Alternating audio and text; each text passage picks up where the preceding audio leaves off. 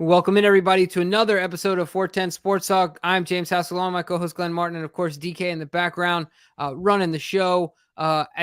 We are live, obviously, and it is because today was the official designation of the Lamar Jackson franchise tag. That franchise tag being the non-exclusive tag. Glenn, the world is going crazy. It feels like the beginning of. I've obviously been watching too much of Last of Us, but it feels like the beginning of Last of Us. So how you feeling, man? How you doing? You hanging in there? Well, admittedly, when the news first broke, I was very surprised. Very, very surprised. Worried is another emotion that kicked in. Concerned. Glenn, let me tell you guys what Glenn was saying is goodbyes. Yeah, this was not something I was expecting. I was completely, and you know what? Of course, look, let me just tell you, ladies and gentlemen, the way we came to really, the way DK really got on our radar is because this guy can make freaking predictions like nobody else. Yeah. Okay. And I've been telling him he was crazy the whole time because look, let me just say why. And then I'm going to allow you, because I think you're kind of more leaning towards DK and you're understanding. So help me here, okay? Because this is how I look at it. I go, all right, if you put the non-exclusive, you're allowing another team to potentially come in, structure a deal in which it's super front-loaded and that, you have a monster cap hit in the first year that the Ravens simply can't match, and all you'll get in return is 2 1s when we've seen countless plays. We've seen Khalil Mack get more than that. We've seen Russell Wilson. We've seen Jamal Adams, a safety, fetch more than that. So to get 2 1s for a guy like Lamar Jackson is blasphemy. It's ridiculous. You would need to get 3 times that amount. So for $12.5 million more, you get exclusive negotiating rights. You get the ability to trade him to wherever you please. Not, you have full control over where he might go, and you'll get a hell of a lot more than just 2 1s in return, Jimbo. So help me understand what the hell is going on in this league, because as soon as they slap one, everybody's going, we don't want the guy. What the hell is happening? Yeah. So let me tell you how I've come to this. Obviously, DK kind of turned me on to this idea, and I think that, obviously he was right about the non-exclusive tag. I do think it was risky, but this is a couple things. I'm going to answer your question. It's going to be a bit long-winded, but look, we're live. This is a long format tonight. So there's a couple things that are happening. You've talked about this, Glenn, and I undervalued this point of yours, or underestimated the value that it would have in the owner's eyes. There are owners that are relative to their colleagues that are cash poor, right? They're cash poor. And so now they have to play in a space where everyone's contracts are guaranteed. A guy like Mike Davis, the owner of the Raiders, is he going to maintain ownership of a team in that situation? How many guys will be graded out, right? Will be disqualified from their ability to maintain a team simply because their lack of ability to pay players in a guaranteed way where they have to put that money away. I was initially thinking at it in a much smaller frame. Think of that $250 million that Bisciotti's got to put away, but it's really Lamar against all these owners. All of them. And I know everyone's talking about collusion. I know we'll get into that. But the one thing I'll say is I think it's a publicly known fact. Owners don't need to talk to each other to say, we don't want guaranteed contracts. Yeah. Like, that's a known thing. They don't need to, Bisciotti doesn't need to call anyone up to be like, bro, you feeling guaranteed contracts? No, obviously not. Right. So first of all, there's that. And the fear of going down that road, Glenn, is obviously very high. Very, very high. You talked about that. You've said it. You stated it multiple times, and I kind of brushed it off. Very high. That is, because logically speaking, the Falcons should be speaking with Lamar Jackson. The Panthers should be speaking with Lamar Jackson because it can't hurt. Now, I can see Miami maybe, feeling like they want to ride with Tua, maybe some other teams and things like that. But certainly those two teams come top of mind to me. The Commanders, the Raiders, right? These guys should want to talk to Lamar Jackson. This is the other thing. So that's point number one. That fear is very high and front of mind for these owners. They don't want guaranteed contracts. They don't want it. They don't want to touch it. They don't want to sniff it. Nothing. And obviously they've seen from afar this thing playing out, right? So they've got to have some sort of an idea what's going on. Number two is that I think that this is a good thing now, because this is what I think Eric has told Lamar for a long time, is simply said, if we can't come to an agreement, I will allow you the opportunity to go find a deal that you want, because between the two of them, that might be what's fair. Maybe that's what Lamar has wanted. And Eric is not one, the Ravens are not one to say, hey, we're not going to give you what you want, right? Like the Ravens will give you what you want. And so in my mind, if this is what Lamar wants, then the Ravens are going to oblige him in this scenario.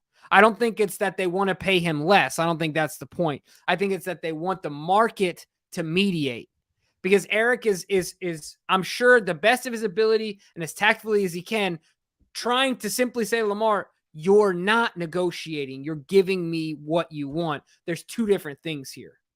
So if the market can dictate what Lamar wants, now they have a middleman. And so now this is the only thing I will say, and I am trying to understand this.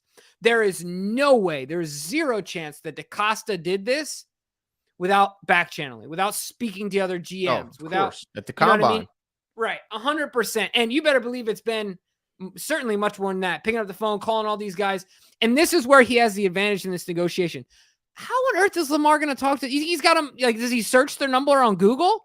Let me look up the GM for the Falcons. Well, I'm sure he can find. The NFLPA would make those phone numbers readily available. Being sarcastic, right? But Jimbo, aren't these guys competitive? Don't they want to beat each other? Why are they so forthcoming with their information? If they really want Lamar, why wouldn't they just lie to Eric DaCosta, tell him what he wants to hear, and then just back chat, and then just go ahead and swoop in and take him? Because ultimately, what I started with is the most important thing. It's more important than winning a championship. These guys do not want guaranteed contracts. They don't want it. That I didn't really consider. And I thought, you know what? Somebody's going to give Lamar a guaranteed contract. I said on the show 100%. But after seeing all these teams come out and say, no, we're not interested, it's clear that he wants a guaranteed contract, which I can't be mad at him about. But it's also clear that these owners don't want to touch that. And look, I'll also say this. Not very many owners have money like the Haslams. He just, however many he just bought a share of the majority of the Bucks for what, $3.5 billion? Oh, yeah. They own 3 sports teams now. Teams, not every owner can play in that realm. No, so I don't think they want to touch it. They don't want anything to do with it. They're avoiding it like the plague. Is really ultimately, once again, over a championship, because if you price yourself out of being an owner, then what? Championship ain't gonna do you no good if you're watching like a fan. Yeah. Manny says, risky, but EDC will look like a genius if this works out. It's true. Only way to prove that Watson's deal was an anomaly. Yeah, and biggest concern is Miami submitting an offer after the draft that we can't match. Because, if they do it after the draft, then it'll be next year's. Because, of course, everybody knows Miami has no one this year. They traded that for Chubb, I believe. So they or was that also part of the Tyreek Well, I think deal? either way, wouldn't it be a 24-25? I read some different things about it, and I saw Jeff Zrebeck mentioning that either way, we're talking about a 24 and a 25. So it wouldn't be this year anyway. Okay, now, so don't quote me on it. I'm still gathering this information, but I did see Jeff say that in a tweet. So that could be the case, and that might be. It could very well just be Eric DaCosta saying, "Look, we know our deal's the best. We know that our offer is better than any offer he's going to get, and certainly better than any offer a team is willing to put up when they also have to then give over 2 first-round picks." That's the big thing. Like, I think a lot of the fans are saying, well, he could, they could give him a big contract. Well, yeah, they could, but it's not like he's an unrestricted free agent. They got to give up the 2 1s and the monster contract. So I can see why there'd be some hesitation. But at the same time, Jimbo, all it takes is one team to have that interest, and there's egg on the Ravens' face, right? Like, if it does come out that one team gives them that, right? One team. And let's say this. Let me ask you this. If you're an employee and you feel like you've outgrown whatever your salary is, and you go into your boss's office and you go, "Look, I think I deserve this amount," and they counter with an amount that's better than what you're currently making, but not clearly not even close to what you're asking for. And they say, go see what you can get. And you go out there and you don't find that big deal, that pie in the sky deal. You don't find that, but you find a deal that's pretty close to what you were getting. Does your pride stop you from going back to your employer going, all right, you were right. I'll take the deal you gave me. Or would you then be willing to take a little less to save face and go to that company because you don't want to come crawling back to the company that just said, you're not worth this? Well, even if they are right. Right. I totally, I mean, I think, I don't know. It's hard to answer that question. I guess I would say it depends. Like, could he be willing to take less elsewhere? Right. But this is how I think Eric, I don't think so. I think this is how Eric has framed the conversation with Lamar to keep it cordial. Lamar, you're very confident in your abilities, which you should be. You've proven yourself and you have every right to stand on your convictions. As much as you do, we believe and are confident in ourselves that our deal is very competitive, very fair, a great deal for you. We also believe that we are the best at putting a team around you, and we are the most invested in you being successful in the NFL. We feel very convicted of that just as much as you feel convicted of this. So, with that being said, I think Lamar wants to go out there and see what he can find. And I think Eric has simply said, we're going to match if you can find, an opportunity, something that determines your value in the market, unless it's, once again, a Deshaun deal. But I think that there's very few scenarios in which Lamar doesn't end up signing a deal with the Ravens and that he ends up here long-term. Ultimately, I think that this is a good thing, because if you remember, Glenn, I mentioned that the exclusive tag was binary, right? Either they were super close to a deal or he's getting traded. So to me, this means they're far away from a deal, but it also still really want him. Right. Exactly. They're not ready to turn the page. Okay. So I still think there's a high likelihood that he ends up here. I see. And maybe they said, look, it's only $12.5 million more. Yeah. But that $12.5 million more would mean we got to cut this guy.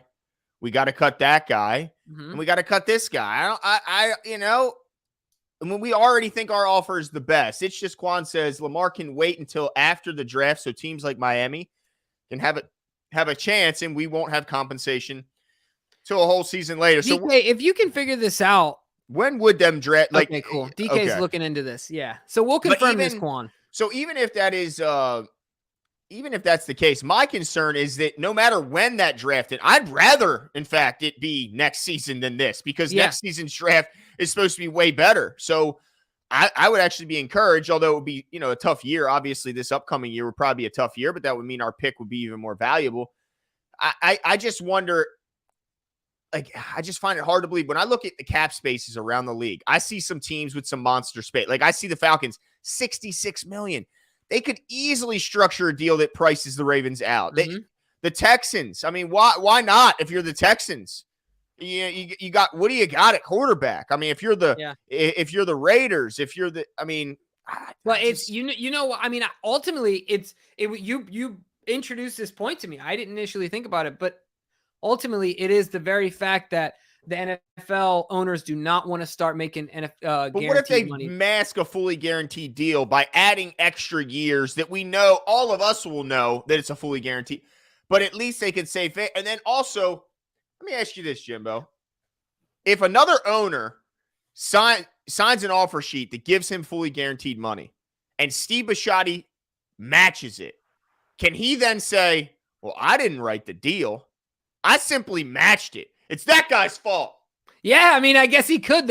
Some of the egg is on his face, right? Like, I had to do what I had to do to keep my guy, but it wasn't my idea. Yeah, it wasn't mine. It was that guy's. Right. I obviously fought as hard as I could to avoid the guarantee. So maybe Bisciotti is willing to go there, but he wants a little bit of cover before all the crap comes rolling downhill, right? It could be. Let's see. The Dolphins don't have this year's first-round pick. They aren't eligible to submit an offer sheet until after the draft. Okay.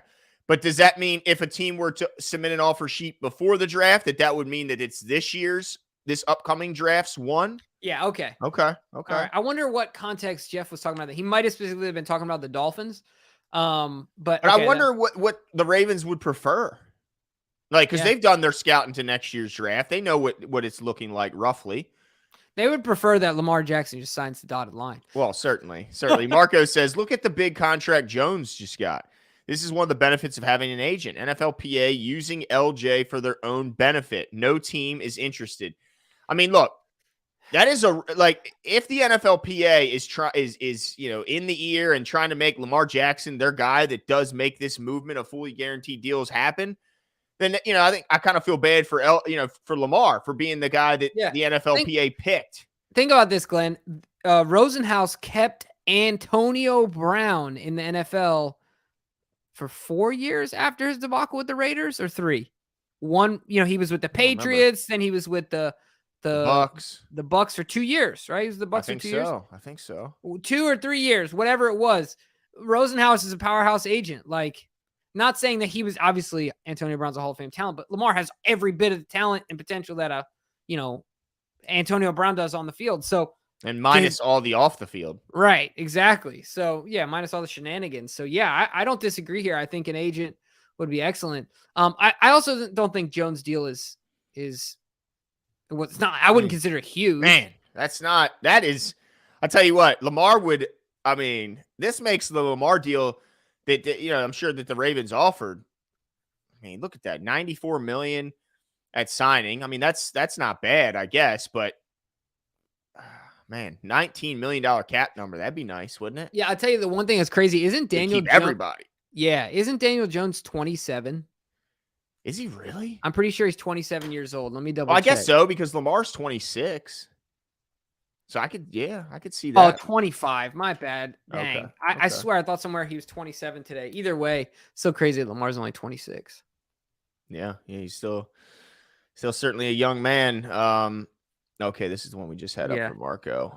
Let's see here. Tom Votto has something to say. He says, this is a win-win. Lamar gets to test the market and see if he is indeed worth $200+ million. At the same time, the Ravens might get to sign him cheaper once he realizes he's not worth $200 million if he gets the deal Ravens can match. Well, look, and let me say this. Maybe Eric went to, when they were talking about this, and Lamar kind of brought up this idea as an act of good faith.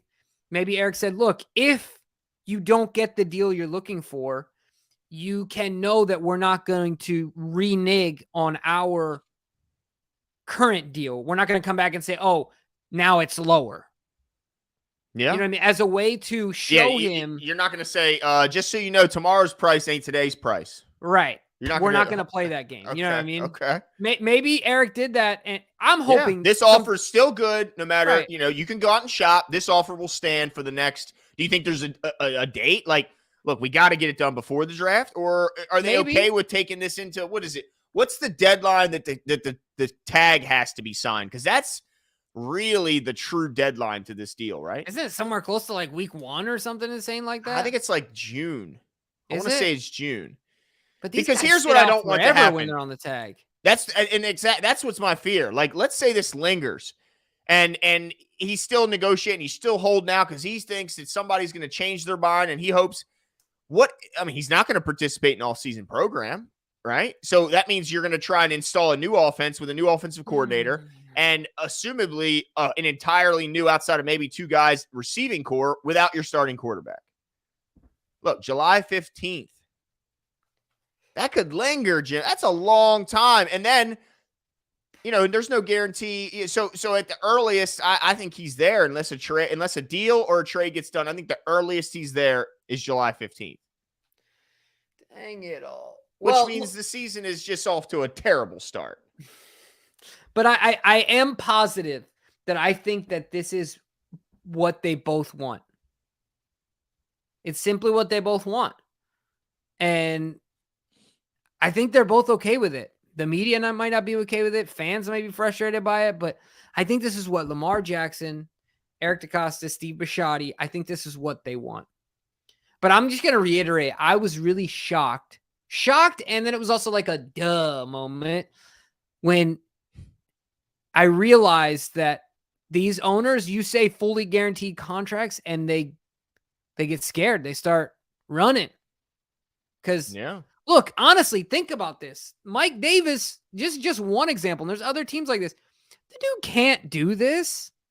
He can't, you know, you think about it, say for his quarterback, it's 200, he has 100 million. I mean, how many other players on that 53-man roster, you know, what's that total per year in money that's just, you're not doing anything with it. Mm-hmm. Mm-hmm. You know what I mean? And once again, he's just one. I'm sure there's, I mean, think about the Bengals. You think he's going to be able to, you know, they just got indoor facilities. I think they just got plumbing there. Before they were using like outhouses and cedar sawdust or something. Like, yeah, they didn't have air conditioning. They had big fans with buckets of ice in front of them. Yeah, you seen those fans and factors? It's literally called the Big Ass Fan Company. There you go. That's all they had. No, I and do you think that during their, you know, their process of gathering information about Lamar's market, that they also kind of got an understanding of what the teams are going to be giving Justin Herbert and what the expectation is? That, you know, do you think it goes that far that they find out what Burrow might be getting? Yeah, I mean, maybe. I think if Eric called anyone, it was probably Philly.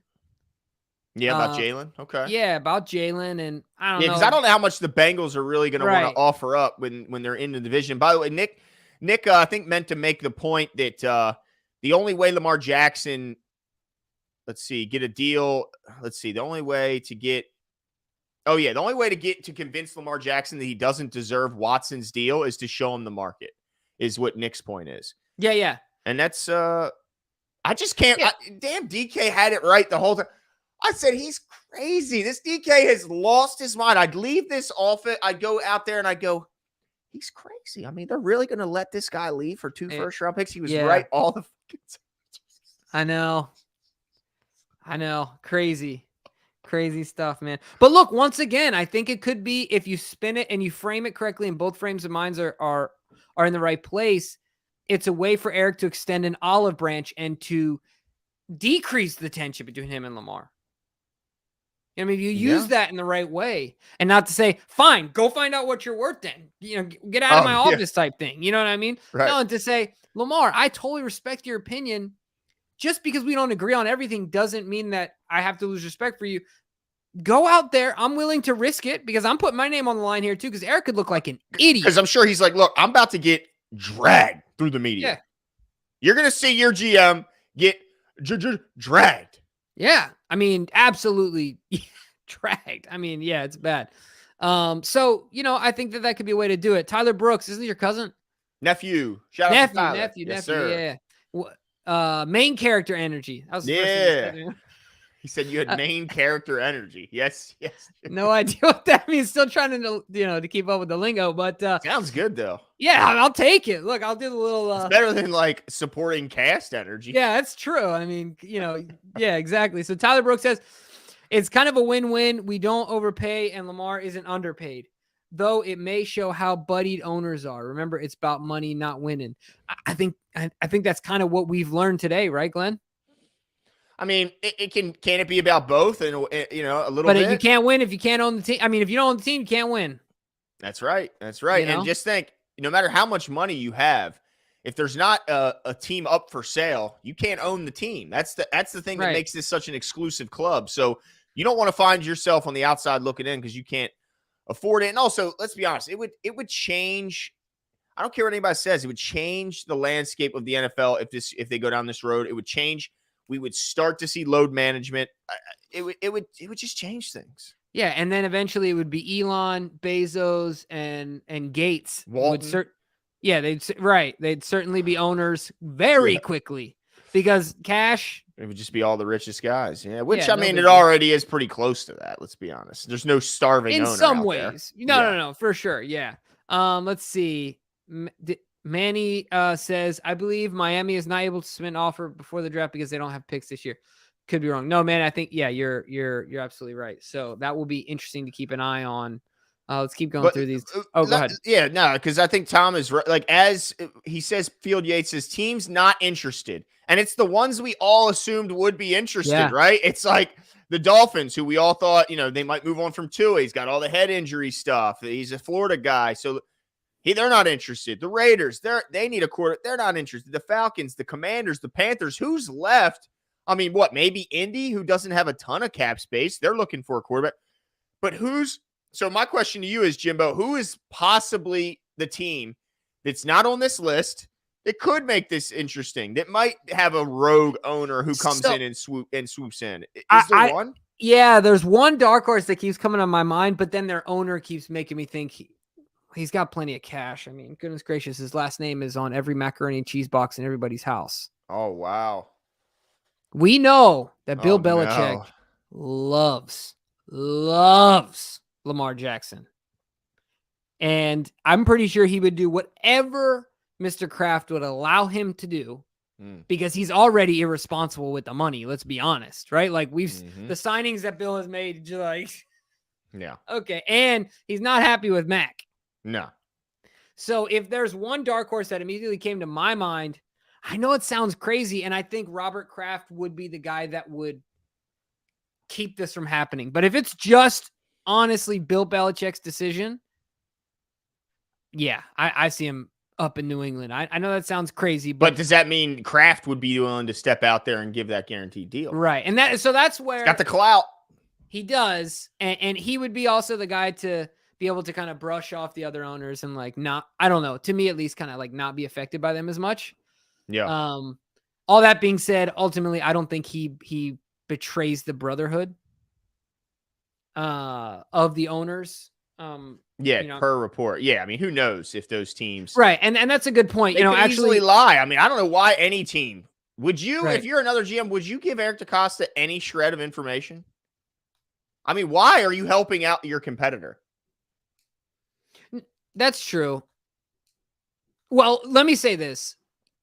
That's a good point. And I don't often say this, but shout out to Lock and Fora for saying that if it's not from an owner, don't believe it in regards to this, because this is an owner decision. This is not a GM decision. Every quarterback is the owner's decision. Yeah, for sure. But certainly this, where they're going down that guaranteed road. Yeah, Travis says the truth says, if then Lamar is denied by all teams, will Lamar be happy when he has to crawl back? And that's the point I made earlier. Like, will his pride then come into play and say, man, I don't want to go crawling back to that team that said that I was. And it could just be that they frame it in such a way that it doesn't feel like he's crawling back. And I think that's your point, Jimbo, that they do it in a respectful way. But I also understand the guy. I mean, look, there's pride involved in all of us. And I think that there is, to some degree, maybe that, you know what, man, all that I did for them, like, I could see where he would say, all that I did for them, you know, I've never had an issue off the field. I've been, you know, what more could I do on the field? Man, you know what, maybe I shouldn't show them loyalty. Oh, no. Oh, no. Oh, no. I haven't seen it yet, but I saw who just submitted a super chat.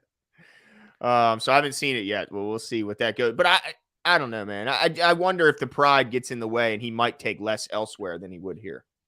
It would have to be pretty poor man's deal then. And NFLPA might convince him otherwise.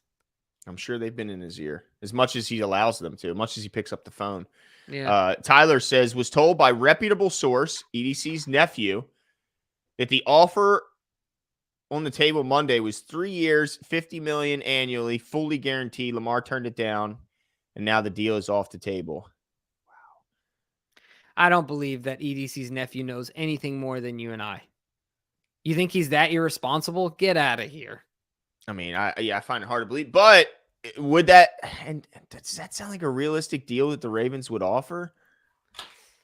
No, I mean, he turned down $200 million total guaranteed, right? Yeah, so why would you accept 150? Or why would you? Well, of course you wouldn't accept 150. It seems like that's a worse offer. So why would you? Right, well, that's than what we're saying. hearing. Right. So no. But it would give the Lamar opportunity to say he has a fully guaranteed deal and hit the market again at 28, 29. Yeah. But I don't. That doesn't look like a realistic offer. So. Or a reputable source. Yeah, I don't know how often Eric DeCosta is calling his nephew to divulge. Bro, what should I do? What should I do, nephew? Like, what are you thinking here? I'm sure maybe his nephew was just pulling your leg there. James Lee Wiley says they have to have 2 number 1 picks, and the owners are not going to fully guarantee a contract that high. Yeah, I mean, it's not just as simple as giving him a monster deal. You're giving him a monster deal and giving up 2 ones, which is That's a steep price. Now, on the other end, that's not at all good compensation for the Ravens for losing that guy, but giving up that much money and 2 1s that could be very useful to build around a very expensive quarterback, I could see, that being a tough pill to swallow for any GM and owner. But man, it only takes one. That's the kind of the thing I keep going back to. Joseph says, not surprised for the Ravens before this 30 million for Flacco. Is that, hold on. Not surprised for the Ravens before this 30. Are they saying that like they learned from Flacco's situation? Maybe, but I just look at those two as being so different in their talents and their ability to raise the level of player of those around them. Well, and that's what I mean. That right. Like, I just don't look at Joe. If you're going to give that money, you have to give it to a guy who makes guys better. And I just didn't see that a lot with Joe. I love that he gave guys chances to make plays. I love that about quarterbacks. I hate quarterbacks that aren't willing to give their guys a chance and opportunity at one-on-ones, but there's no doubt Lamar Jackson makes your entire offensive line better, makes your running backs 10 times better. And I think under Todd Monken, it's kind of wait and see what he could do as far as making receivers better, because in theory, they should have they should have the best coverage league wide here in Baltimore. So once we have a competent offensive coordinator in the, from the passing game standpoint, I think he can make all those guys a whole lot better too, because he's going to be getting one-on-ones. There's going to be space all over the field.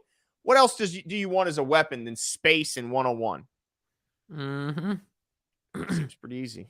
Yeah, amen to that. My gosh. Oh, boy. What do you think here? What do you think here, Jimbo? What is your prediction? Nick asks, what's your guys' prediction? Do these owners all stick together, or does one crack? And if so, which team? I tell you what, if I'm going to answer this first. If so, which team? Dan Snyder? No. I think it's the grimy-ass Colts trying to burn Baltimore once again. I think young Irsay might just swoop in and try and F the Colts or the Baltimore, city of Baltimore once again and pay tribute to his father, who already screwed us once and took in my opinion, the best damn logo in sports and all the records to go with it and took the shit to Indy. I wouldn't be shocked if the damn Irsay's come and screw us again. Oh, that would be an interesting one. Yeah, I'm just trying to think of who is well entrenched in the boys club and who's not. You think Irsay is? I don't know. I just see Irsay and Jeff Saturday sitting at the end of a bar somewhere getting all liquored up and being like, you know what? I'm calling Lamar right now, Just gets him on the phone, half lit. He gets off stage from playing his guitar. Exactly. Jeff Saturday's there. They're taking body shots out of each other's belly button. It's getting crazy. Could you imagine he just gets Lamar on the phone and he still has the microphone from his live show right here and he just puts it on speaker? He's like, oh, hey, Lamar. And Lamar's like, oh, hey. The whole conversation is in the whole bar. Oh, gosh. Yeah. That's an interesting one, Glenn. That's a really interesting one. And there are some owners who don't like Irsay. If weren't some people trying to vote him out already? So he could be like, well, screw you guys anyway. You just burn the house down on the way out, just sign him, and then sell the team. Well, who knows what'll end up happening? But that would be crazy. Him and who is it?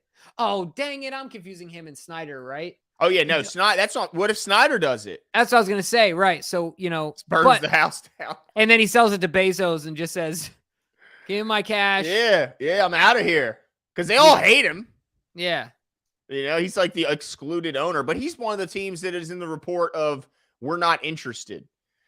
But I do think that do you think that Eric DaCosta looks at this as a gamble? Do you think Ozzie Newsome looks at this as a gamble? Or do you think that they're so assured in the information that they gathered that they know their offer is the best? I think they have to consider it some sort of gamble. They have to. Right? I mean, yeah. It's a gamble. So, yeah. Okay, here we go, Jimbo. It's time. Right. What's up, Glenn and Ellen? Look, bro. Look, I don't know what you look like. Yeah, I need you to post a picture. But I'd be hard-pressed if you're better looking than me. There you go. Let them know. Let them know, Jimbo.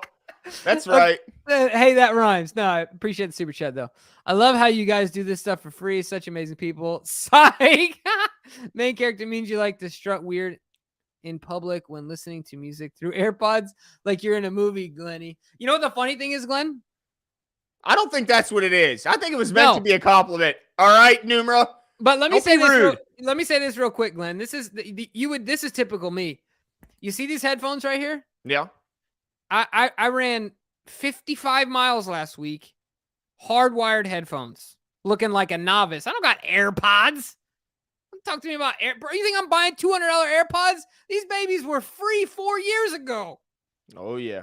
I'm buying AirPods for. Come on, Numra. You got to know me better than that, bro. Yeah, there's no way Jimmy's buying AirPods. There's just no way. I mean, there's just if you knew Jimmy, there's just no way he's spending that kind of money on AirPods. Hold on, it gets better. See this doggle right here? The only reason I have this doggle so my headphones work on my computer or on my phone because my job paid for it. Only reason. Or else I would not have it. Yep. And this is not because Jimmy's broke. Let me just say that. Look, money is sacred to me. He's frugal, to put it Sacred. nicely. He's frugal. Tyler says his nephew loves with them. Oh, okay. There must be a lot of love amongst the family. I'm not sure. Oh, lives with them. Maybe lives with them. Yes, of course. Yes. But so what do you think? Maybe he's maybe he's got an ear up to the door, Jimbo. No. Maybe he's listening in. Maybe you know the cans with the string? No. He left one can in the office and he's got the other can with the string and he's listening to his conversations. Yeah. No. Not happening. Not a chance. You don't think I wouldn't be surprised if EDC's office is soundproofed. Yeah, I mean, it's just easier if you're his kid and you're his, significant other and you just don't know. It's just easier. Yeah. I mean, goodness. No way. Not a chance. Yeah, to discuss numbers, like specific numbers seems pretty unlikely. Shout out to Damani Duggar. Appreciate it. That's right. Oh, here we go. Who, by the way, Damani threw their phone as soon as the report was seen. But in the end, DK was right all along. He was. Let's see which other ones we got here. Daggone DK. I never thought he was right about. I said this guy's nuts, man. He called it, man. Called it. We'll have to have him on in a couple minutes. I want to get his take too. DK, get ready, dude. Let's see. Laura Roten says, "I'm curious as to what teammates will be saying about all of this." Yeah. Yeah. I think that's a good point. Let me ask you this, Glenn, though, real quick. Yeah. Do you think Eric talked about the fact that he's been very proud of Lamar and his mutual commitment to keep the conversation between them? So is any of this part a reaction by the Ravens to too much being made public and they're just saying, forget it. It's already being made public anyway. Let's mediate. Or is the media really grasping at straws and making something out of nothing? And there's very little that's actually known between Lamar Jackson and Eric DaCosta as far as those conversations are going. Because to me, it can only be one or the other. You know what I mean? I don't know if there's a middle ground here. Well, I mean, this could, man, I see how this could help the Ravens in long term save some face in a way. Because they could say, look, we could have slapped the exclusive deal on him. Yeah. We could have held him hostage. We could have done all this. But look, no. I mean, I think it was generous what they've done in allowing him to go out there and see the market for himself. I think it was a generous. But I think that's just like added bone. Like the goodwill they might get is really just like added bonus. I don't think they did it for that goodwill. I think that's like, oh, we could get some, I think it's just kind of an added bonus. I think they would have done this. This was, I think like DK said, probably part of the plan for a while now when they realized they were at this impasse, because I don't think it's just new that Lamar's going, I'm not coming down. I think he's been here, and then they talked however long later and he's still right here. And then he's like, all right, let me give him some time. I'll come up a little bit. Lamar's still up here. And he's like, all right, we're going to come up here a little bit. Where are you at, Lamar? And he's like, I'm still up here. It's like, he's never come down. So I think all this time they've said, well, I think this has always been kind of a part of the plan for them. I didn't see it happening. But to Laura's point, Jimbo, I got to ask this. We heard very little rumblings before the playoff game, specifically Sammy Watkins was heard saying that he thought Lamar should play, right? And then he backtracked him afterwards because I'm sure somebody said something to him. But I got to imagine if Sammy said something about, man, we really wish he was out here. We're all kind of hurt. I got to imagine there's at least a small group that felt that way about Lamar. They're starting to go, man, he could have put. So do you think that there's now that same group, or maybe that group grows bigger when they hear, man, this guy's turning down $200 and something million? I would do you think at all that starts to grow any resentment amongst teammates? Nah, I don't see it. No, I don't see it. I think maybe if it goes on longer and the saga ends up, I think once it becomes to the detriment of the team's performance next year, like if Lamar wants to play the game and wants to gamble, and then on top of that wants to, because it's different when you're a quarterback. You have to be a leader. You have to lead by, you have different expectations because guess what? You get paid different, right? And so I think if he starts skipping all this stuff and not showing up and things like that, then I think there starts to be a bit of a faction, fractioning, the division of the locker room, right? Yeah. And that's when I think it happens. I think at this point, nothing yet. I think guys are loyal to Lamar Jackson and players are loyal amongst each other, to one another and things like that. The other thing I'll say, just as an interesting point, I thought it was interesting, and I never mentioned it, but Eric DeCosta, when he was at I think it was at the Combine and was being interviewed, he talked about, this was actually at the season-ending press conference. He talked about deals take time. Ronnie's deal took time, but he also mentioned that Lamar's guy and seemingly one of his good friends, Mark Andrews, took 4 days. 4 days, right? So, if there's willing parties on both sides, this thing can get done. So, yeah. Look at this. We have a development in some ways. Diana Rossini tweets out that the Raiders have not eliminated any quarterback options, including Lamar Jackson. So they were on that list. They can't pay him. Mike Davis can't pay him. He can't even pay for a barber. Yeah. Dude can't pay. He's the nipple king, dude, from Parks and Rec. Dude, go check it out. Jeez whiz, he's a frugal man. I cut my own hair. Yeah. Yeah, I don't get the haircut. I'll never understand the haircut. But look, if this is only the first one, it could be that tomorrow we see the Falcons refute the report. We could see the Dolphins refute it, and then all of a sudden, I'm starting to get a little more tense. My palms are starting to sweat, and I'm thinking. Then then it's going back to what I originally thought, and that was, oh no, are we going to lose this guy for 2 1s when we saw a safety fetch more than that? We've seen multiple unproven rookies fetch more than that for trades, and we're going to let a 26-year-old unanimous MVP walk for 2 1s that, by the way, won't be good enough ones to get you anywhere near a quarterback that might replace him, because it's going to be likely in the 20s, because Lamar's probably going to lead that team to the playoffs. So that, how valuable will that pick even be? Yeah.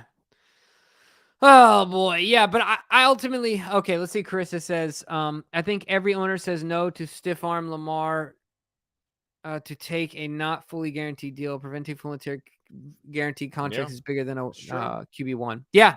I think ultimately that's what we've seen. That's where they've drawn the line.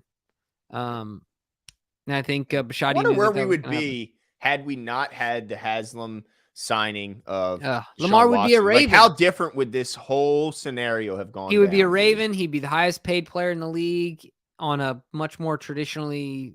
It's crazy how contract. One thing can change. Because really, through all this into he should literally be in prison. It's hard to disagree with you. If he couldn't throw pigskin, he would be under the jail. Yeah, and certainly wouldn't have had the opportunity to get to do all that he's done. So annoying. Anyway, that's a show, another day. Topic for another day. Don C, thank you so much. Best in the business. 410 Sports Talk. Yeah. Thanks, Jimmy Haslam, DK for president.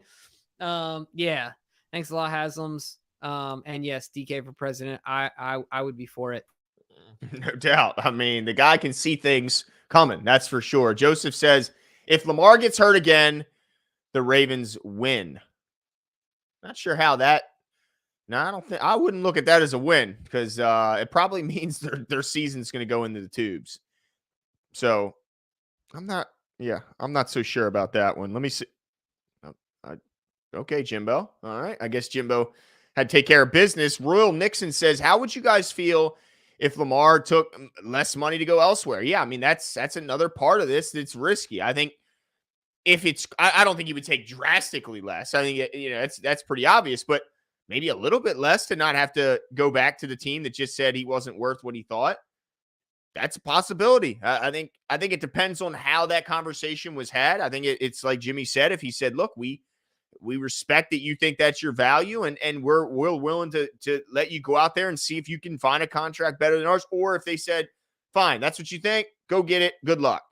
So I think a lot of it's how the conversation's being had. I assume that Eric DeCosta would certainly tread lightly when talking about that, because he doesn't want to piss the guy off either, because they're already getting dragged through the media, and you piss the guy off, all he has to do is put out one tweet about the situation, and you're just going to get absolutely destroyed, nationally. So you don't want bad press either. Let's see. Living Legend. Appreciate it. Thanks for the love. No doubt. Now, DK, I want to give you an opportunity to jump in here because I know this is something you're passionate about. And so I got to get you in here to get your thoughts on this. Looks like Jimmy's on his way back. But DK, all right, I appreciate you jumping in here. But dang, somebody got a dog in the background. All right, that's me. Gotcha. Wait. Oh, okay, here we go. You back, Jimbo? I'm back. Good? I'm back. There we go. Okay. All right. So hopefully the dog. Oh man. Oh, my bad. Oh man. I don't know if we can do it with the dog. It's picking it up really loud on the mic. My bad. Yeah, we got to know your take on all this. All right. So first thing I want to mention is that regarding the offer sheets, I was trying to figure out how do the offer sheets, logistically work. Yeah. And the player has to sign it, right?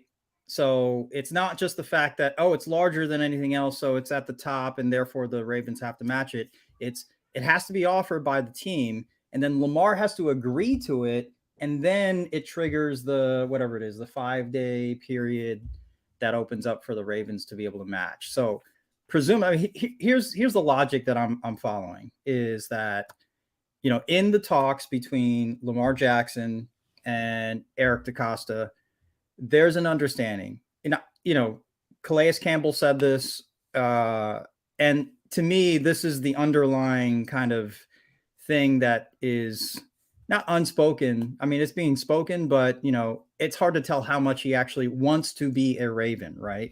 So, but to me, that's the thing that's kind of consistent throughout this whole thing, right? It's the fact that he has consistently gone back to EDC about this deal. For the past couple of years, it was definitely within his ability to be like, hey, trade me. You're not even close to where I'm at. So I want to see before we get to the whole franchise tag thing. And then you could put the non-exclusive and get me out there and I can do these. Like he could have forced his hand and said, you need to trade me, just like any other high, top class player that wants to get the best deal. So my belief is that it's not all financially driven. He wants to be a Raven. And the point that he's a man of principle keeps being emphasized. Like, I really think that he actually wants to be a Raven and that he wants to make good on his promise that he wants to bring a Super Bowl to Baltimore. But he also, the other side of it is, I think in terms of this deal, the biggest thing is not the financials for Lamar Jackson. I think it's the fact that he wants to win the deal. He wants to make it known that he set a bar for himself and he got there. It's not that he wants to get top dollar from any team. It's that he's got a chosen team that he wants to play for, and he set a financial goal for himself, and he's going to do everything, hell or high water, to get there, right? That's what I think his actual motivation is.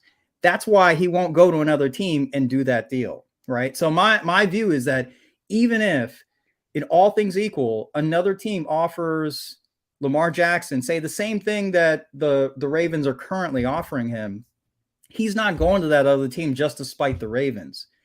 His view is on staying with the Ravens because that's what he said he was going to do, right? If he's just going to up and leave for financial reasons, that kind of it throws his whole, everything that the image that he's built in the past, 5 years out the window. And so, he can't take that reputation with him wherever he goes. I mean, that his word is kind of gone, right?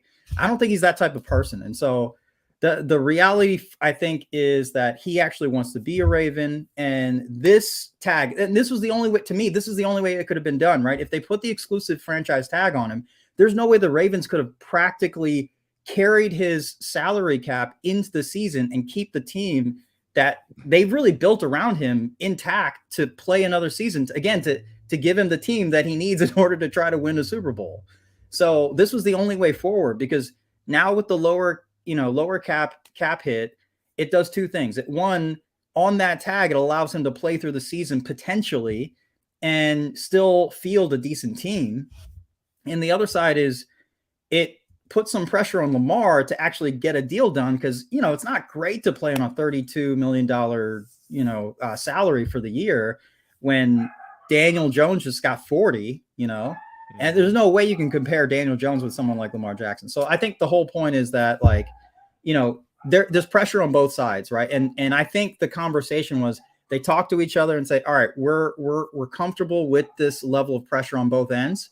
And so let's go forward and let's try to get a deal done as quick as possible. Now, I don't know how soon that's going to be, but my belief is that any other deals that come through the door, first of all, EDC did his homework, right? He has an idea of potentially what teams might send an offer sheet. But I think the big thing is that even if a deal comes through the door, Lamar's not hopping just because it's $1 more than what the Ravens offered. I think that's my belief. So unless it's astronomically, and again, to Jimmy's point, you're not going to have owners dying to give all of this guaranteed money up. It changes the dynamics of all of their financials from this point forward, right? Not just for themselves, but all owners. And so, collusion, not whatever. It's not something that an owner is going to easily decide to do. So I think that's like you said it right, Jimmy. Like that's a big weighing factor on this, because it's not just Lamar's deal when it comes to that. They're changing the dynamics of all deals across, not even just quarterbacks. Yeah. It changes the dynamics. And then to be honest, this is kind of down the line, but then they have to consider restructuring the salary cap, because if that's the case, there's no way they can carry all the salaries if everything starts to become guaranteed. Oh, it'd have to be a massive overhaul. Now, let me ask you both this. Is there a way Lamar Jackson could come back? Because you mentioned it, DK. You said he wants to win the deal. Can he feel like he won the deal if he comes back to Baltimore and accepts the same deal he just turned down? Well, that's the key question. So sorry to jump this, but I think that's the key question. What is going to be the definition of winning the deal for Lamar? And honestly, he didn't tell us what that is, right? That's his own personal thing. So, it's not like he came out into the public and say, I got to get this. Otherwise, it's not what I want. So that's going to be a personal thing to him. What if winning the deal for him is getting paid more than Burrow, Hurts, and Herbert? But we don't know for sure they're getting signed in this time. But we'll assume that based on the fact that they have agents and traditionally in this point in their contracts, that it gets done this offseason. What if Lamar says, well, I waited, I risked the most, therefore I was rewarded the most? I could, at least if I were Lamar, see that as a win and feel good about that, right? Like, I'm the highest paid of the new wave. And I've been in the league longer than a multitude of these guys. So based on all regular conditions, I should be paid less than these guys. And now because I put my neck out there and I bet on myself, waited longer, I got the better deal. I don't know if that weighs into it. Yeah, I would say that one, it's something, because again, it's a personal thing. The first time that I really thought this was actually a moving target was when we got the report that Stephen A was contacted, right? I think maybe Glenn, you made this point, or maybe somebody else made this point, but like when Stephen A was contacted and was told from Lamar's camp that he didn't actually ask for a fully guaranteed deal. I think that's when it sounded like potentially that there was a shift maybe in the expectations that Lamar was willing to see, to contact someone so public facing and share that is if that's in fact what happened. I mean, it could signal the fact that maybe Lamar's taking a step back from being so adamant about the type of deal that he wants. And so if that's the case, then maybe it is a moving target. Maybe, a month from now, he'll start to feel like, all right, well, this is what it means for me to win the deal. I got to get more than Burrow. Or, maybe he does wait for some of those deals to get done, and he wants to one-up them at this point so that he can get a deal done and move forward. It's hard to say. It's hard to say. Only Lamar knows that. But I'm of the feeling that, Lamar wants to do a deal that makes him feel like, all right, I won. I got what I deserved. I earned it. I negotiated that deal. I feel great about it because I'm on the top in whatever way, he considers the top to be. Well, let me ask you this, Jimmy, and then and also DK, you can chime in. What are the chances that he goes, you know what? I didn't get the deal I was hoping for. So here's what we're going to do. I'm going to play this year under the franchise tag. Bet on myself, but I'm not showing up to the last possible second that I absolutely must before I start losing money. And I'm going to play in this deal, and then I'm going to hit free agency outright next year, and because I know you're not going to slap that extra tag on me. Like, what are the chances that scenario happens? Well, what if the Ravens say that's fine? We will slap the tag on you again with the intention of controlling who our trading partner is, because a team might see it worth it, might see it worth, but because that second tag it's is insane. Crazy. And there would by both the Ravens or the team they're trading him to, neither team would expect him to play on that, right? So that could be a possibility, right? They could just say, well, we'll tag you anyway, so we can get something for you. But certainly you're not going to get paid that contract by us or by the Raven or by any other team. I don't know if something like that would happen, but that could be the case, Glenn. I mean, all of this is playing with fire on the Raven side and on Lamar's side.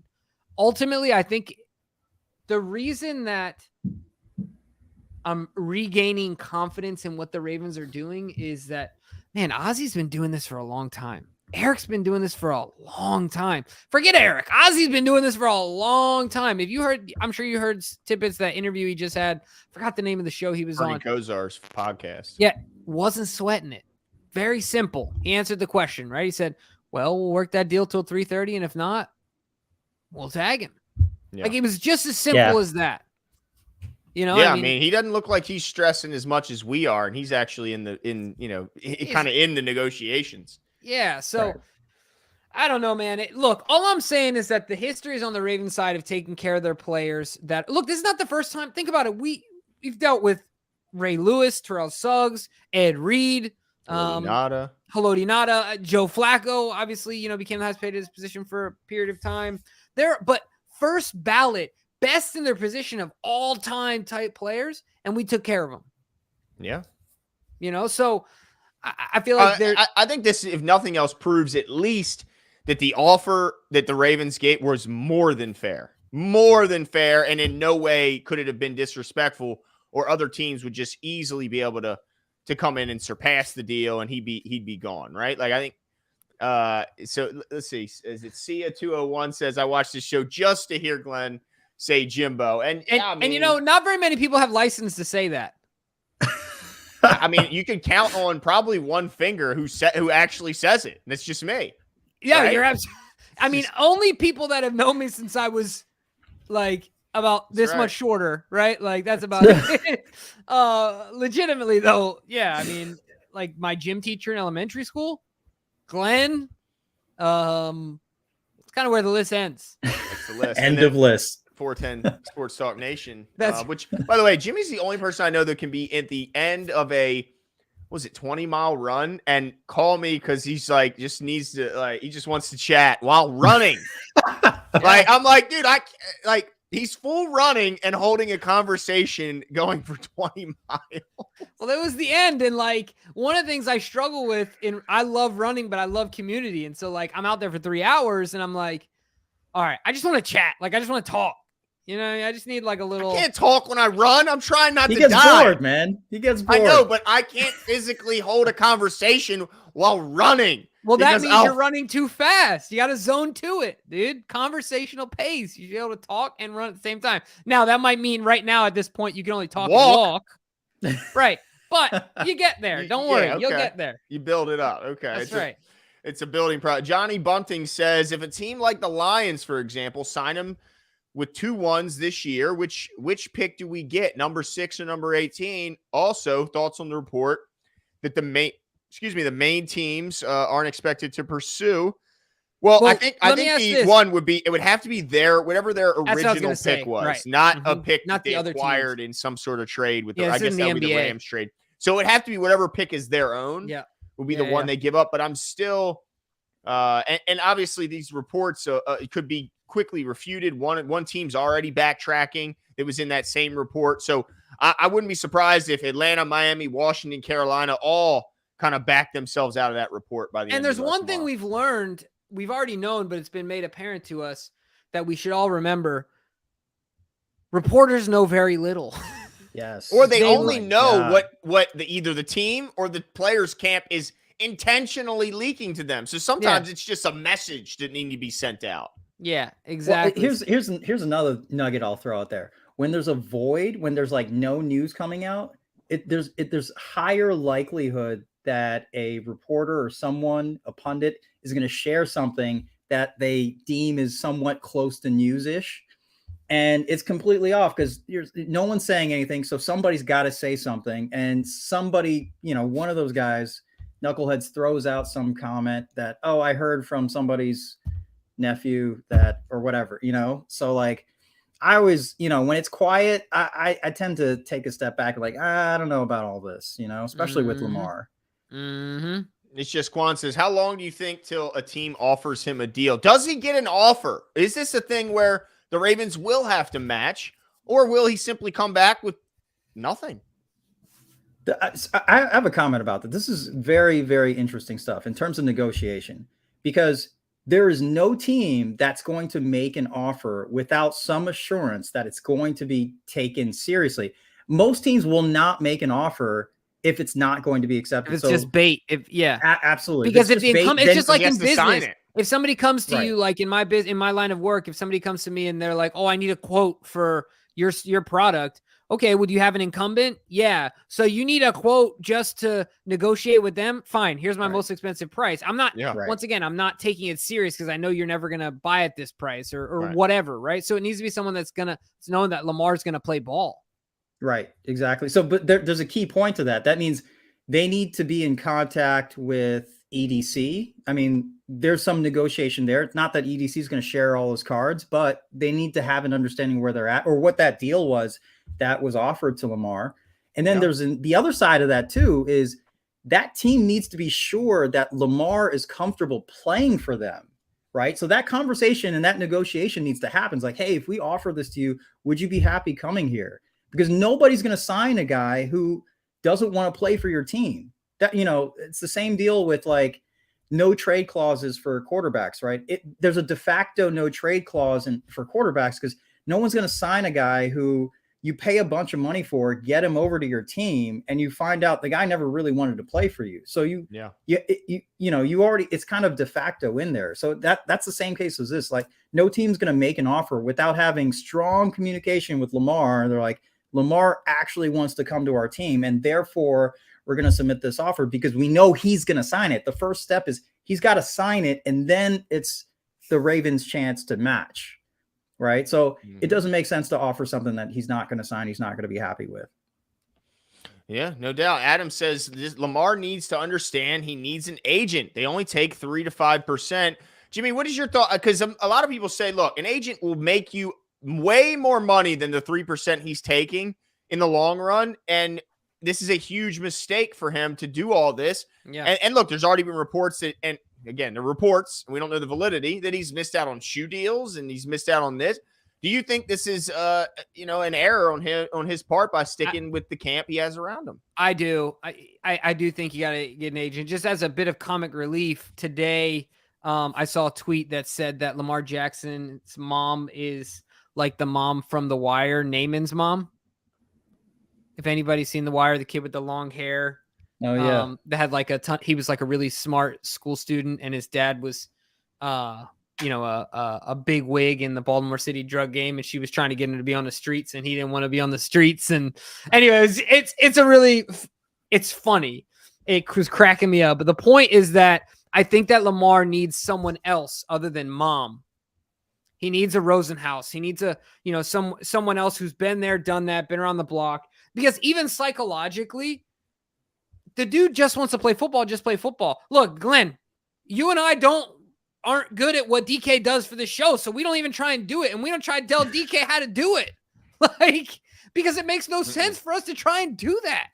Yeah. Right? Like, that's just, that's just not smart on our part. So with that being said, you can learn things, you can participate. Like, I mean, I'm sure lots of people work with financial planners. Why? Because they're not financial experts. You can learn and understand things, but you work with experts. Like, okay, I mean, all these things exist for a reason. I think agents exactly that, because Lamar is the best when he's singularly focused on football, Right. and he's probably the happiest too. Yeah, So, and also, I get why you don't do it as a rookie. It's slotted. Yeah, I mean, how hard is that deal in comparison to what you just went from the kiddie pool to the deep end? Big, and then Not also even the deep end, you went to the ocean. Field. Yeah, I mean, you got dropped right in the middle of the Atlantic, and there's also so many. And you're other bleeding. There's sharks everywhere. No doubt. Oh yeah, the sharks are swimming. Just on that point, though, I think so. So this point, I come back to that point of that he wants to win the deal, right? Like, I don't think Lamar's smart enough to understand that, he could get a certain type of deal with an agent. But I think he has a certain sense of pride that he wants to do it himself, and that's just the way it's got to be. Yeah, like D-Hop did. Right. Yeah, but he's also dealing with the Cardinals, whose GM who now is gone, in comparison to a GM who is here for the long haul and wants to be. Roquan just signed here. I mean, look, well, and this is the other thing too. I bet you Eric will take some heat to make it appear as though Lamar won the deal, even though it was a. Oh, sure. Not saying that the Ravens are going to. He would love if that was the exchange. I'll take a little extra heat and know that Lamar's here. I'm sure he has no problem doing that. No doubt about it. Edwin says DK dropping knowledge. Don't be a stranger. Absolutely. Yeah. Justin Maynard says, can we just address the fact that both of you are struggling to grow facial? Are you? I'm not like purposely trying to grow facial hair. I'm not trying to either. But but he's right. I mean, I don't grow good face. I'm not a hairy guy. So you're right. But there is zero intention. In fact, I just recently shaved. I was much hairier. Hey, there you go. I think this is only 2 days. So I mean, look, you're right. I don't grow a good beard, but there's certainly no effort to do so either. Yeah, neither of us are in DK. there too. I can't. Oh, dude, yours looks a lot better than ours. That's for sure. Yeah, man. Look, everybody has their strengths. Facial hair, you won't find that on this show. Raymond Nelson says, we lose Lamar, our franchise is set back for years. There's no QB in this draft worth losing Lamar for, and it will be a ripple effect in our locker room. That last sentence is the part, because I mean, yeah, everybody knows you could be in quarterback purgatory for 10, 15, 20 years trying to find the next guy. You never know. It doesn't always come that easy. But the last part I think is interesting. What do other teammates look and go, man, Lamar Jackson's done? I mean, what else could anyone do what this guy's done? Could anyone surpass individually what this guy has done? And could they look at it as a disrespect from the team's point of view? And they say, man, if they're going to treat that guy like this, I mean, we all love him. Everybody loves the guy. The city loves him. He's done everything you could ask for. He's a model citizen off the field, and yet they're yanking him around. Do you think there's any chance the players start turning on the chies? I don't think so, because I think ultimately the guys in the room end up being your closest confidants just based on proximity, right? So if Lamar is gone, it's just like this. Let me say this really quick. It doesn't really matter who you are, Glenn, right? Or how long you've been there. Ultimately, if you leave a job, they will say goodbye, and in a week, they won't remember your name.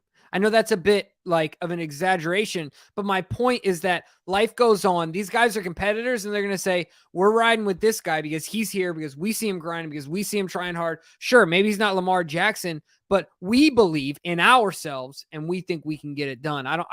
I think ultimately the inner competitor kicks in there. And instead of saying, dang, we don't have Lamar, it's, no, we can do this, because then the media is going to start saying the Ravens are going to be in a rebuild. The Ravens are going to be this. The Ravens are going to be that. I think the competitor in these guys doesn't let it get to that. No, the other point too is just the one additional point is that, this non-exclusive tag, I think, signals to the rest of the locker room, like, look, it's not just that, not the salary number, but like we're working our best to try to give Lamar the best possible scenario. Like, yeah, they're trying to do right by the player, right? Like, that's got to say something to the locker room. It's true. So, I think that there's a signal there too. And I think it's a positive one to everyone else being like, look, And DK, can you further on that? Because I think there's a lot of people that still think this is a shot on Lamar. Like, this is the team shitting on Lamar. So can you just kind of further why you think this is a good thing for Lamar, or I think a nice gesture? I think this is what he's asking for. He's asking for a deal that's representative of what he's worth, right? But there's no way to measure what he's worth unless there's a measuring stick.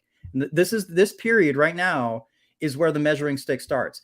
What are other teams willing to offer, right, through this process? And hopefully, there's risk here, but like, hopefully the Ravens can match if there's an offer that's submitted. But there's no way to measure what his worth is without a third party, right? The Ravens have a thought. Lamar has a thought. Who settles it? Well, the best way to settle is bring in somebody else who has an opinion about Lamar's value, and then measure it against that. That's what this process is about. If it was an exclusive franchise tag, there's no way that Lamar's not in on that conversation, right? It's the Ravens receiving offers and then figuring out, what to do with Lamar. Lamar's not included in that process. Yeah. So this is the best way to include Lamar in the process so he can see with his own eyes, talk with those, with the GMs personally, in this case, and figure out what he's actually worth. And then, figure out what he wants to do with the Ravens after that. So, this is the best way to do it, I think. Yeah, and Jimmy, I want to ask you this question about this, and I don't know, you may not even know the answer, but Steven says, I wish we could trade 8 for Houston's number 2 and their 12th overall pick, plus, former rookie cornerback Derek Stingley from LSU. I mean, of course, I love the player, but is it possible to customize what number 1s you're getting, or do you simply have to get the teams, whatever actual number 1 they had for this upcoming year, and then their actual number 1 for next year? Yeah, that seems pretty rigid to me. Yeah, you can't there's no too much negotiating in that. Yeah. So this is no longer a scenario that would happen because he's not going to be under the non-exclusive tag, right? I mean, he is going to be in the non-exclusive tag. He's not going to be under the exclusive tag. So if it was exclusive, they could have entertained something like this. Okay. Yeah. Yeah, exactly. Because why would Houston just voluntarily give up more than they need to? Right. You know what I mean? Well, they could maybe look at it like, I'd rather give up our 2 1s this year than a 1 this year and a 1 next, because we think next year's 1 is more valuable than this year's 1, because we think next year's draft is far better. What I understand is it has to be theirs, like you said. Gotcha. Look, there's different ways to do it too. For instance, like if Lamar signs, they can receive offer sheets, and if they know that Lamar's not going to sign it for whatever, maybe Lamar and EDC are in cahoots, and they could turn around and make that happen. Either have some other deal in place so that it's a placeholder so that Lamar can be traded for more. There's a couple different things that can happen. So it's kind of interesting what happens. But, if this is, you're right. But in general, I agree. Like, there's no reason for a team at this point to offer more than what's stated in the non-exclusive franchise tag. Yeah. And then Steven says, if you had to bet your life on what happens with Lamar, what happens? Specifics, team included. And with what picks and what position? Okay. He stays. I think he stays. I think that DK is right. I'm riding with DK, dude. I think this is what they both wanted. This is what they both wanted. Eric wanted a negotiating partner. In this way, he gets a partner that negotiates being the market. Lamar wanted an opportunity to see his worth because they disagree on it. And so the market will tell him what it is. Period. I love your guys' confidence. And I want to know what you think, Glenn. Well, you guys have been very convincing. I think you're making some good points. I don't think the Ravens put this tag on him unless they truly believe that their deal is the best he'll find out there. Because if they thought that there was another deal easily available, then they wouldn't be crazy enough to put the non-exclusive and risk losing him for just 2 1s and the ridiculous backlash that would come with that. Like, they are going to look like the biggest idiots in the world if a team does sign him to a fully guaranteed deal, and they only get 2-1. They're going to look, there's going to be egg all over their face to the point where this is a fireable action. Like this is something that Eric DaCosta's job should be very much in question if they lose the guy this good for just 2-1s. Is that crazy for me to say that this is a fireable offense? Like, well, I mean, I'll add the fact that like this decision goes together with Steve Bisciotti. True. I'm sure. I mean, it's not like, hey, he's the guy that I'm going to take this on. I'll figure it out. I mean, this is a big decision. It's not. This is huge. Yeah, they're going to get killed on Monday morning. Get up. They're going to get absolutely killed if this guy ends up playing somewhere else with only 2-1s in compensation. When we've seen so many players at so many other positions get way, way more and that are way less accomplished. So I'm with you. I think he ultimately comes back here because I don't think the Ravens are stupid. And if they didn't know, I don't think Lamar's stupid.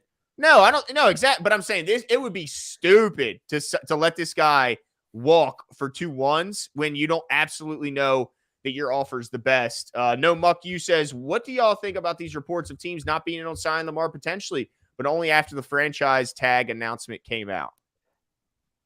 Well, they didn't know what the tag designation was going to be, so why would they say it beforehand? True. Number one. Number two, I think some of the teams have some built-in excuses, specifically Miami. Like maybe they just want to show Tua it's finally time. Like we're riding with you. You know what I mean? Mm-hmm. But I don't know about the other ones. I don't know. Look, the only conclusion that I've made that I've learned today is that owners will avoid fully guaranteed contracts like the plague. That's it.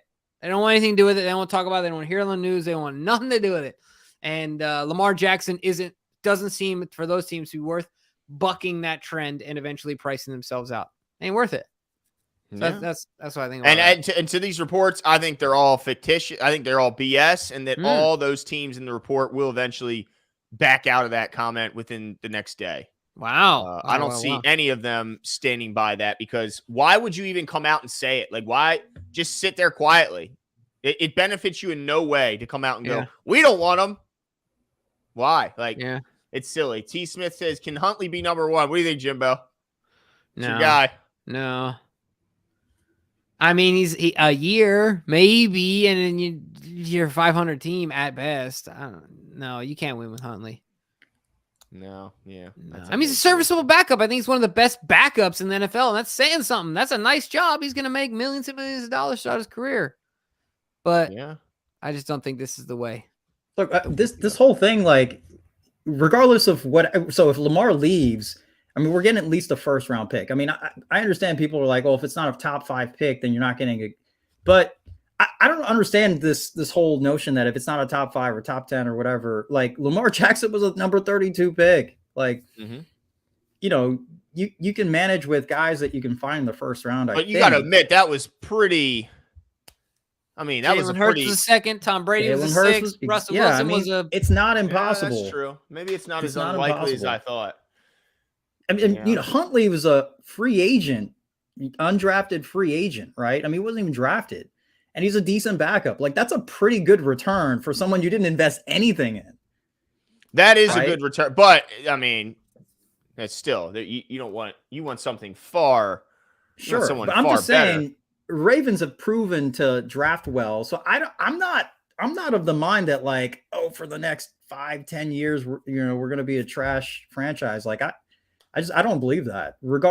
So I feel like the Ravens feel pretty secure with themselves because they feel pretty confident as a franchise that they can find talent if they need to. They don't want to, but I think they can.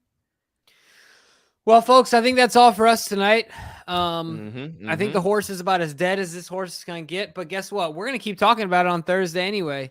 I think that was an accident. How did we have we had a whole show about it, and I still feel like there's more we could have. Like, absolutely. I guess the horse is alive and well is what I should have said, and we're going to keep kicking it till it's dead. But yeah, I mean, we've definitely talked about it from all angles, and we're going to keep doing so, I'm sure, on Thursday. Today's only Tuesday, and obviously more reports are going to come out. So guess what, folks? More meat on the bone, and we're going to be here for you. We're riding with you, so make sure you tune in on Thursday night. DK, thanks so much for joining us. over 400 deep for over It's crazy. an hour and 20 minutes. I mean, thank you guys so much for coming out, to all you guys. The usuals, but the new folks and the new eyes, we appreciate it as well. Have a great night. Don't forget to join us on Thursday night, and we'll talk to you guys soon.